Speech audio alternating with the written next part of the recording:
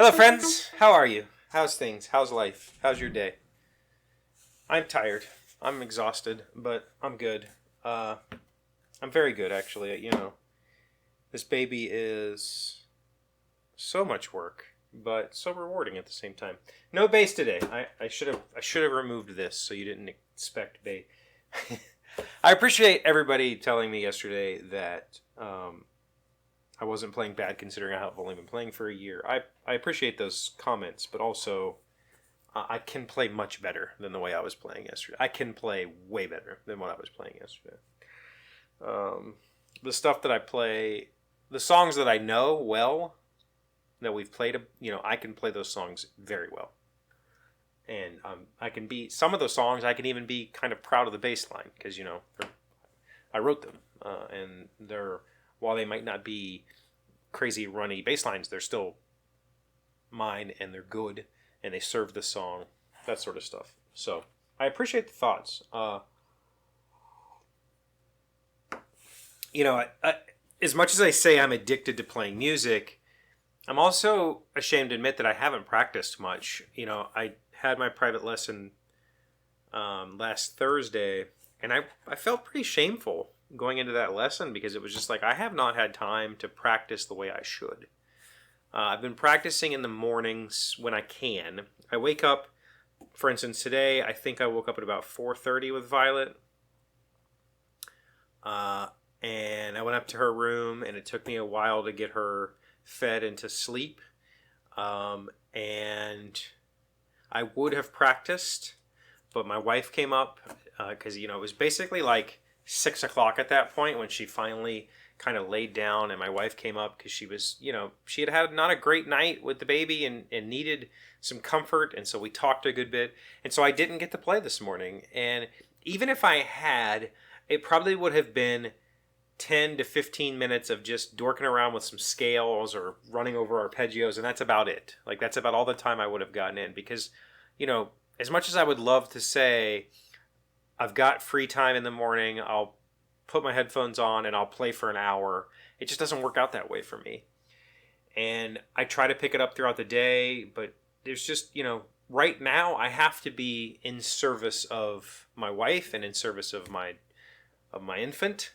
And I can't just disappear into my headphones for an hour because anything can happen, We're currently going through a phase they call purple crying, which is just a crying for no reason. Like, really, things were going great and now they're not for no apparent reason. She's feeding well and she's, the internals are working because it's all coming out. But she's just screaming, and it's crazy. She goes from like 0 to 100, and or she starts spitting up just because like large amounts, and my wife needs me to be able to be available and have, I can't just, if I'm strapped into put my bass on, I have my headphones on, I have, like, it's hard for her to get my attention, or she feels bad if she asks, if she tries to. Or not if she tries, if she needs to break me out of that, she feels bad for that. And she shouldn't, but she does. And I get it. And it's, it can be very upsetting for her. And so I just haven't. I haven't been practicing nearly as much as I should. And I really feel bad about it.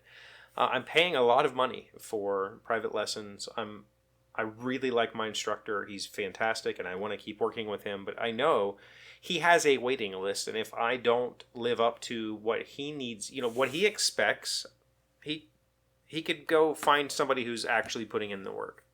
And I don't want that to be the case. I want to keep putting in the work. So I need to just find time to buckle down. Honestly, coming down here and recording this show is about the only time of the day that I'm not ready to be of service. Like, I guess if I go shopping, like I need to go get some groceries, I might do that tonight.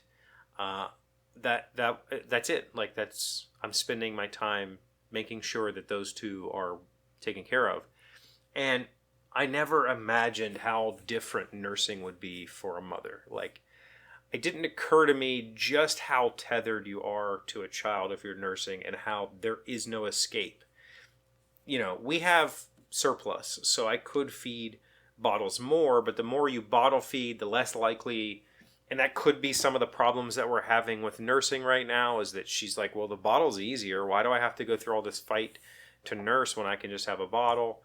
I'm not sure, but it's, man, I feel really bad for my wife, because what am I going to do? Like, I can wake up in solidarity and just sit there with her, and I have done that. Like, we have had those nights where I'll just wake up, I'll change the baby's diaper, I'll hand her the baby, and I'll just chill with her, just to be like, hey, you're not alone right now.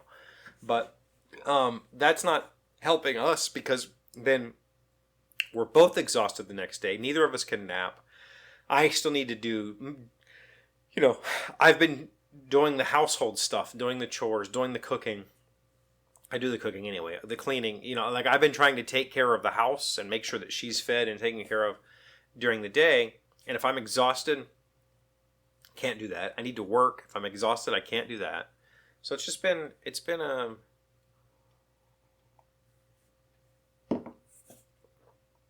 a lot of trials.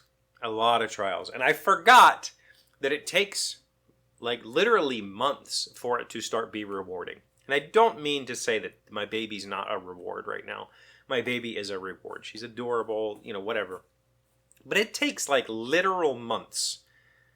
We're not even to 1 month yet. It's going to be probably 2 more months before she starts to become the kind of fun baby that recognizes mom and dad, that giggles, that has, like, actual responses. Right now, everything is still just instinctive reflex. She is starting to kind of focus on faces. Like, I think she's starting to use her eyes and follow objects. So I know she has a little bit of cognition going on, but it's going to be literal months before you're rewarded with that, like, happy baby, you can start teaching, thing. Like, that's a long way away. We're not there yet. Right now, we're still dealing with essentially an object that has very little sentience and has very little control over its body and function. And what do you do? Like, when she's screaming and you can't, what do you do? Like, there's no, tickling, like, none of that works. Like, that doesn't mean anything to her yet. That's the frustration. So I talked to my bandmate a good bit yesterday. Like, we're both desperate for playing. We need to play. So I think the plan is he has agreed to bring, like, he has a lot of keyboards. And I mean that when I say that. He has a lot of keyboards. And he said, I could bring one to your house and we could set up in the basement and we could play. I told him, like, I have a room that is unfinished that we could play in, if he was willing to do that.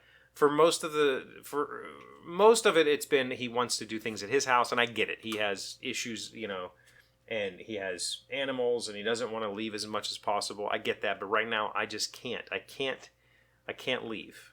I just can't be away for that amount of time. So I think we're going to try, he's going to bring a keyboard down and we're going to try to play here, maybe on the weekends, and just try to have some semblance of practice, because I need it. I need it badly. So that's a good thing. But taking care of baby is priority number 1 right now. Taking care of mommy is priority number 2. Maybe for me, it's the other way around. Taking care of mommy might be my way of taking care of the baby, right? Because if mommy is fed and mommy is happy, that transitions to baby being fed well, baby being cared for. So maybe mommy is my number 1 right now. And I'm like a distant 5th or something, because I still have kids and a dog and a house and, a whole bunch of other stuff going on in my life. And I'm not upset about any of it, I am upset that I'm not practicing as much as I can. I know that I can find more time. I just need to do it. And right now, I just still feel like I got to be ready to be of service. And that's a failing on my part. It has no reflection on her or the kid. They're not demanding that of me. I'm demanding it of myself. And, I got to put in the work. That's all there is to it, on all fronts. So, what do you guys think? You got any thoughts, comments, questions? Anything? You should let me know in the comments while you're down there. Please like the video. If you're new here, please subscribe. We're still growing. I'm really happy. Like, the channel something has happened in the last month, and it's not just that I had a baby, I don't think. So I appreciate all of that very much, and I'll see you again tomorrow.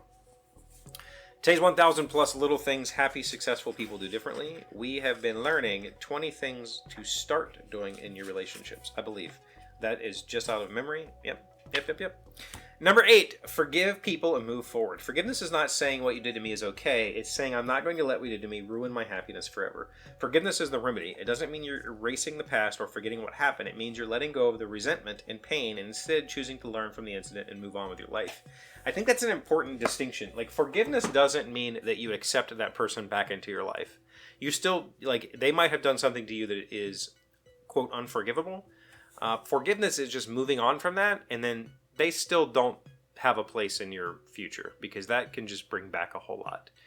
Forgiveness is letting go of resentment. That's it. It's not necessarily letting the person off the hook.